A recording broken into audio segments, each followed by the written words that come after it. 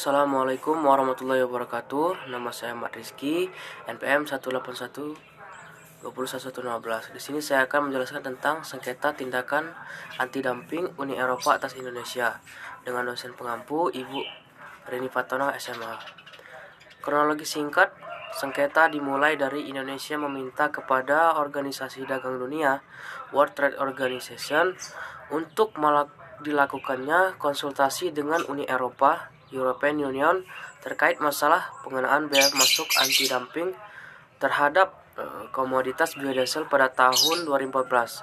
Penyelesaian sengketa berlangsung cukup lama dan pada tahun 2018 Indonesia dimenangkan gugatannya oleh WTO karena tidak terbukti melakukan dumping. Sengketa ini menyangkut langkah anti-dumping yang diberlakukan oleh Uni Eropa atas impor biodiesel dari Indonesia yang diadopsi menyusul kesimpulan investigasi impor biodiesel dari Argentina dan Indonesia. Investigasi ini sebelumnya menjadi subjek sengketa biodiesel tentang pengaduan Argentina sehubungan dengan impor biodiesel dari Argentina. Margin dumping dihitung mulai dari 8,8% hingga 23,3%. Bea diterapkan dalam bentuk bea khusus yang dinyatakan dalam jumlah tetap dalam euro atau ton, yang menyebabkan ekspor biodiesel Indonesia mengalami penurunan. Sejak dikenakan bea masuk anti-dumping oleh Uni Eropa, kinerja ekspor biodiesel Indonesia ke Uni Eropa turun sebesar 72,34% atau turun dari 635 juta pada 2013 menjadi 9 juta US dollar pada 2017. Berdasarkan analisis dari Kementerian Perdagangan BMAD, yang diterapkan oleh Uni Eropa dilakukan dengan tidak adil serta inkonsisten.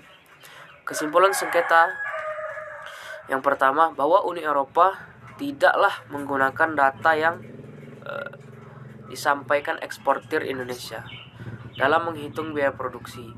Yang kedua, bahwa Uni Eropa tidak menggunakan data biaya-biaya yang terjadi di Indonesia pada penentuan nilai normal sebagai dasar perhitungan margin dumping.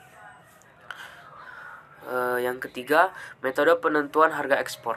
Untuk salah satu eksportir, Indonesia tidak sejalan dengan ketentuan dan Uni Eropa menerapkan pajak lebih tinggi dari margin dumping.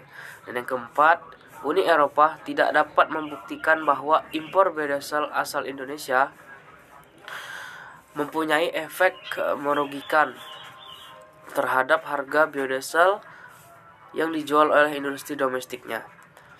Selanjutnya itu analisis sengketa.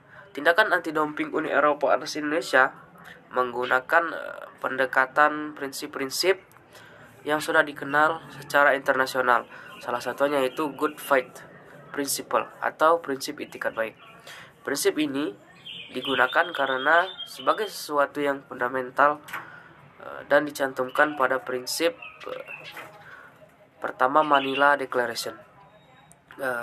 Pertama, prinsip ini disarankan untuk mencegah sengketa baru yang dapat mempengaruhi hubungan kedua negara. Menurut saya sendiri, Indonesia sangat menjunjung tinggi perdamaian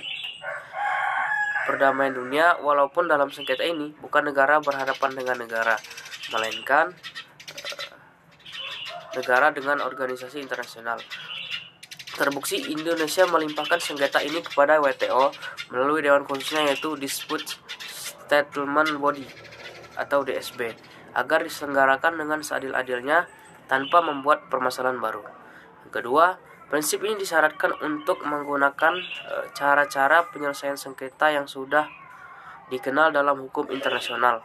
Indonesia menyelesaikan sengketa dengan saluran arbitrase atau dapat juga disebut panel yang mana dinilai efektif, adil, memiliki kekuatan hukum yang mengikat. Putusan bersifat final dan sudah diakui oleh hukum internasional. Dan yang ketiga, prinsip ini disyaratkan untuk melaksanakan putusan sengketa setelah putusan ditetapkan dan sebagainya. Dapat mengarahkan anggota yang kalah untuk mengambil tindakan agar hukum regulasi atau kebijakannya selaras dengan perjanjian-perjanjian WTO. Akan memberikan waktu yang dianggap cukup kepada anggota tersebut untuk menjalankan kewajibannya. Jika mereka masih tidak patuh, dapat mengizinkan anggota yang menang untuk mengambil tindakan balasan terhadap anggota yang kalah. Demikian, wassalamualaikum warahmatullahi wabarakatuh.